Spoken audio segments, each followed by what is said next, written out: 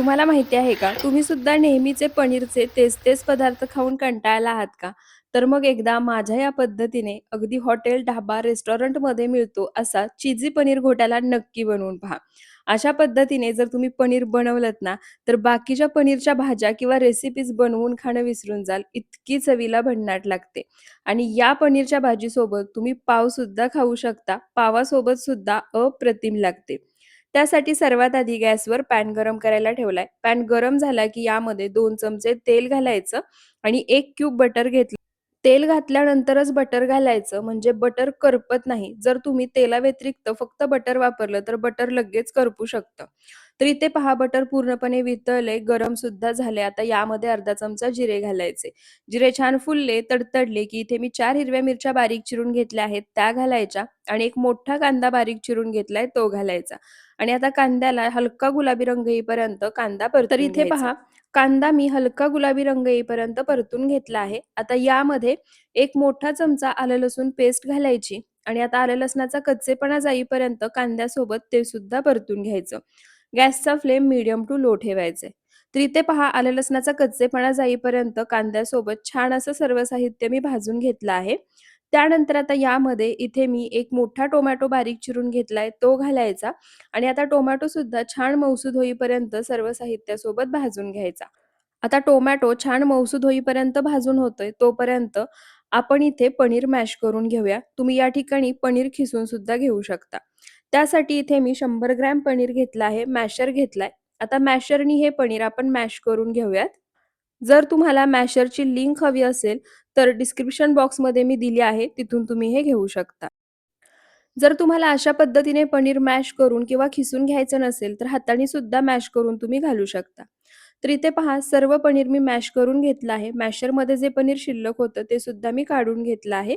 तर इथे पहा पनीर मॅश करून होईपर्यंत टोमॅटो सुद्धा छान मऊसूद होईपर्यंत भाजून झाला आहे. आता यामध्ये काही पावडर मसाले घालायचे.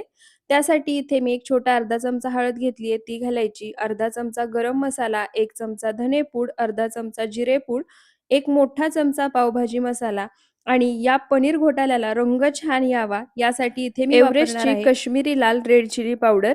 इथे मी 1.5 चमचा ही रेड चिली पावडर घातली आहे. तुम्हाला जसं तिखट आवडतं त्यानुसार तुम्ही रेड चिली पावडर वापरू शकता.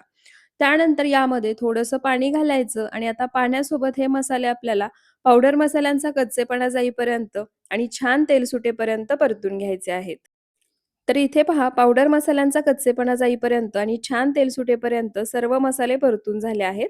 आता यामध्ये जे पनीर आपण मॅश करून घेतलं होतं, ते सर्व पनीर घालायचं आणि याच स्टेपला यामध्ये चवीनुसार मीठ घालायचं. पनीर आणि मीठ घातल्यानंतर आता हे मसाल्यासोबत एकसारखं मिक्स करायचं. मसाले पनीरमध्ये छान एकजीव झाले पाहिजे. तर इथे पहा पनीर मसाल्यासोबत मी छान एकजीव करून घेतलं आहे. 1-2 मिनिटं परतून घेतलं, बाजूनी तेलही छान सुटले. आता यामध्ये पाणी घालायचं. तर इथे मी 1 वाटी इतकं पाणी घातलं आहे. थंड पाण्याचाच वापर करायचा आहे, गरम पाणी वापरायचं नाही. पाणी घातल्यानंतर आता हे जे पनीर आहे ते पाण्यासोबत एकसारखं मिक्स करायचं म्हणजे भाजून घेतलेले मसाले सुद्धा छान एकजीव होतात. तर इथे पहा सर्व साहित्य मी छान एकसारखं मिक्स करून घेतलंय. आता यामध्ये इथे मी एक चीज क्यूब घेतलाय तो खिसून घालायचा. तुम्ही चीज स्लाइस सुद्धा वापरू शकता. फक्त मोझरेला चीजचा वापर करायचा नाही. तर इथे पूर्ण एक चीज क्यूब खिसून मी यामध्ये घातलं आहे. आता हे चीज सुद्धा या ग्रेव्हीमध्ये आपल्याला मिक्स करायचंय. तर इथे पहा चीजसुद्धा ग्रेव्हीमध्ये मिक्स केले. आता ही ग्रेव्ही आपल्याला 3 ते 4 मिनिटं मंद आचेवर शिजवून घ्यायचे. तर इथे पहा हा पनीर चिझी घोटाला एक 3 ते 4 मिनिटं मंद आचेवर मी छान असा शिजवून घेतला.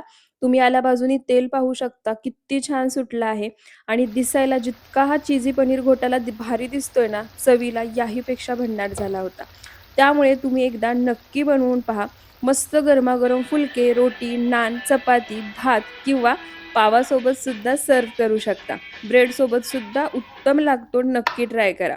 मस्त गरमागरम पनीर चिझी घोटाला सर्व्ह करायचा, त्यावर थोडंसं बटर घालायचं, वरून बारीक चिरलेली कोथिंबीर घालायची आणि ताव मारायचा. एकदा या पद्धतीने जर हा चिझी पनीर घोटाला तुम्ही बनवून घरच्या घरी खाऊन बघितला ना, तर हॉटेल, रेस्टॉरंट, ढाब्यावर जाणं विसरून जाल.